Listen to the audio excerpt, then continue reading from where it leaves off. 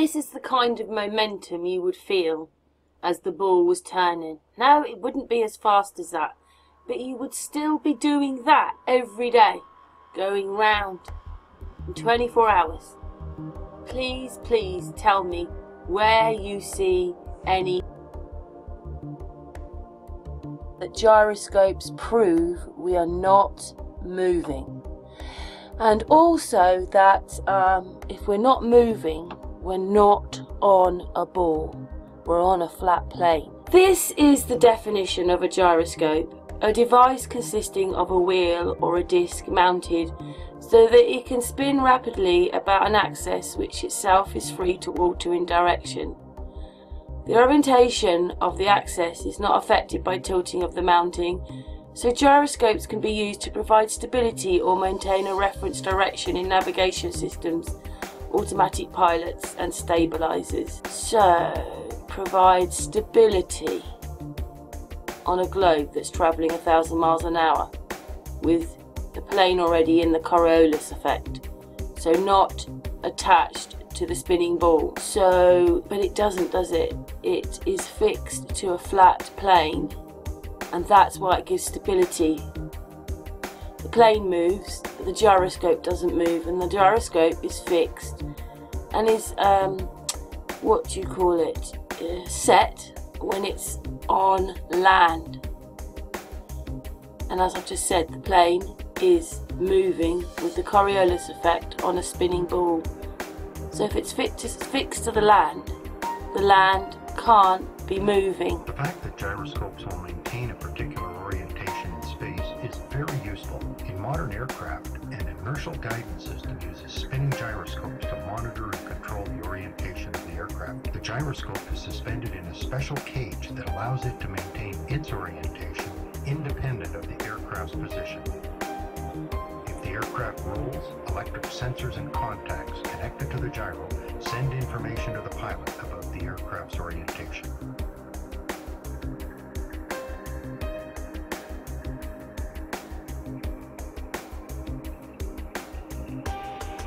This full-sized robotic helicopter flies without an onboard pilot. Gyroscopes provide stability and navigation. Gyroscopes have become essential components of aircraft, ships, robots, and space. Just look at the things that planes can do. It would be impossible if we were spinning on a ball.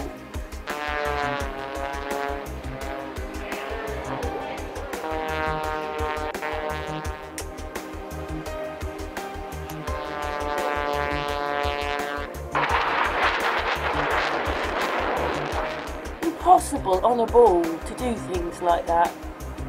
The G-force they'd have to encounter to go against the gravitational pull of the Earth.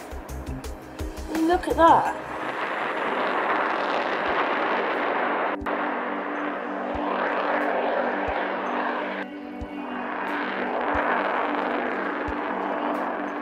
Look at that.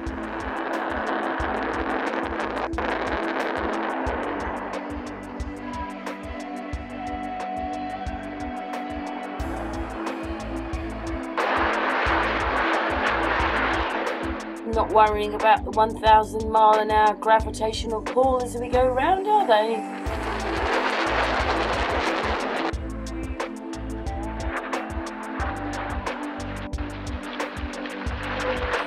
The speeds they're going, they would have to take a nose dip into consideration because the Earth's moving and revolving.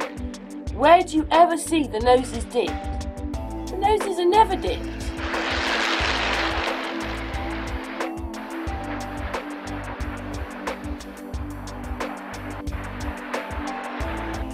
How could they manage to do that? And don't forget, when they were passing each other, one's going with the gravitational pull and one's going against it. Do you see any of the planes travelling faster, or just watch in a second what they're able to do against the gravitational pull of the Earth?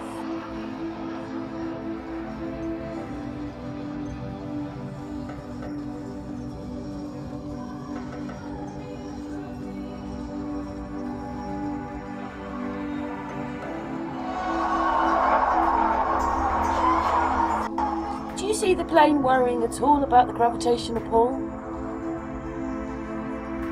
don't see them worrying about any gravitational pull. His nose is up. Surely he should be dipping it down because of the gravitational pull and the fact that we're, you know, revolving. No, he doesn't worry about anything to do with what he's just left, the Earth. And just tell me, how is this possible?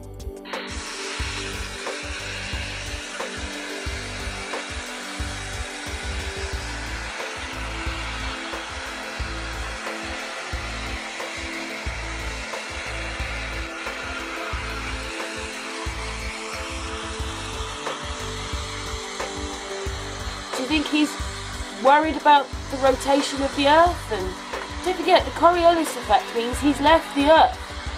He's free floating. Is he getting left behind? He's standing still. You have to think about these things.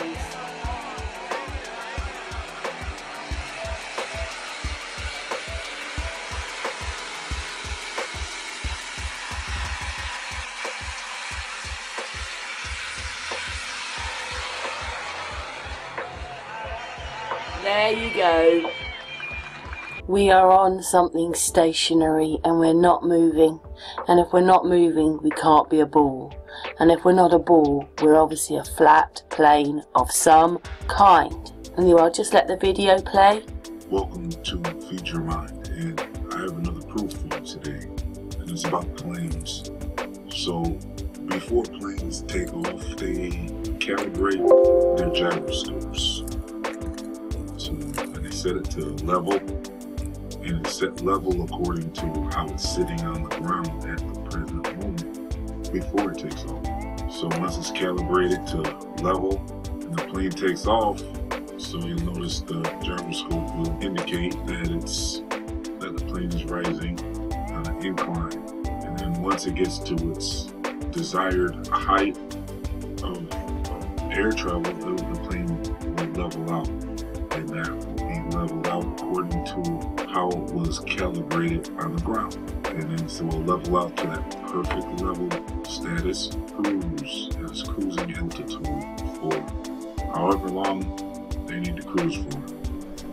So even if they're flying across the Atlantic Ocean or whatever, that gyroscope will not move for perfectly level status. So it doesn't matter where you're going or how long the trip is, that gyroscope remains perfectly level, does not deviate whatsoever until the only time it's going to move is when you're headed back down. And then you'll notice the gyroscope finally moved from that locked level position.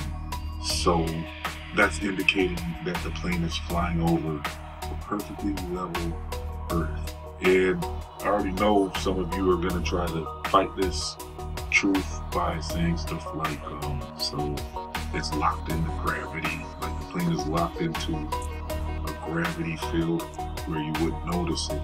But I reject that because, you know, it's like, no, it's like the globe is it's like a basketball or something, and if you were to fly anything over that, you're going to notice, you know, the curves of the Earth. It's not going to be a round surface is not going to be a perfectly level flying surface for hundreds and thousands of miles. You know, sometimes some trips are hundreds of miles and some trips are thousands of miles. Well, there's no way that, according to the ball Earth math, it's 8 inches squared for every mile. So yeah, you're not flying over a level surface on a ball Earth. You can't have it both ways. And as far as the gravity thing is concerned anyways, gravity is basically an invention that's not even proven. It was invented by scientists to explain orbits and, you know, because they have a lot of explaining to do, obviously, with the globe Earth. You got cities upside down, you got people upside down, the southern parts of the globe, so in the water and the oceans is all being held intact, and you know, you got to explain like planets perfectly rotating around the sun and perfectly orbiting, period, which is why you need gravity, which is why it's a theory that hasn't even been proven. It's a theory of relativity, and it's because science needs gravity to explain their solar system and their ball Earth. So they invent things like that, and then they try to prove it, which is why evolution and gravity and stuff is taking so long to prove, because it's like they teach it in schools. They don't wait till they prove it. They start teaching and indoctrinating everybody about their theory, and they forget to mention that it's a theory half the time. So that's another clue that you can't trust science. I mean, yeah, science is good for technology and everything, but they don't get a pass when it comes to these things, because just because they can invent some things does not mean they have the pass to just say, well, what we think is true, we can just teach that in schools as truth, whether it's proven or not. It doesn't work like that. If the plane was to go off course and not on a ball Earth, and if it was flying level the whole time, wouldn't you think that plane would just end up flying into outer space? Because like on a basketball, if you're flying on a level, you're not adjusting for that curve. You're just gonna keep going out into outer space. So common sense, okay? I'm using common sense here. We're not gonna get into these discussions about invisible gravity and how it locks things in. And what about the Coriolis effect, right? So there either is or there isn't a Coriolis effect, okay? So if the globe Earth is spinning from underneath us, why when that plane is ready to land, why does that landing strip not? Why don't they have to adjust for that landing strip? Because that landing strip stays put because the Earth is stationary. If there was Coriolis effect, that landing strip, they would have to adjust for that. When that plane is approaching where it's going to land, that strip is going to be moving from under them, according to Coriolis effect. But it doesn't adjust for that. It just lands. It lands on that landing strip without any adjustments whatsoever. So, yeah, gyroscopes prove the Earth is flat, and there's testimony too about this. Pilots are coming out and confirming this. Air pilot instructors, air pilots themselves, they're all coming out now and confirming that the plane does not deviate from perfectly level status while in the air at cruising altitudes. And you might ask, why didn't these pilots come forward sooner? Well, the reason for that is simple. It's because nobody was thinking about flat Earth for the last 500 years. Yeah, you might have had a few here and there, but for the most part, nobody's been thinking about flat Earth since the time of Copernicus, when he invented the solar system, heliocentric sun-worshipping Illuminati to worship the sun. They put the sun in the center before everybody knew that the Earth was stationary in the heavenly things, like the heavenly bodies, like the sun and the moon, and the stars was all circulating above us in the dome firmament.